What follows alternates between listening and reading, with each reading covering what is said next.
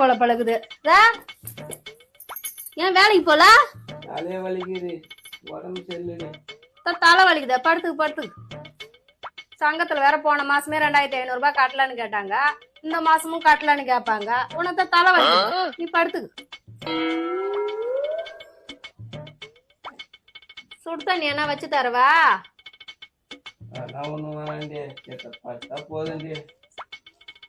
Cylinder வேற நாளைக்கே இன்னைக்கேன்னு இருக்குது, அதுதான் சொல்றேன். உனக்கு தலை வலிக்குது, படுத்துக்கு. கஞ்சி என்ன வச்சு தருவா?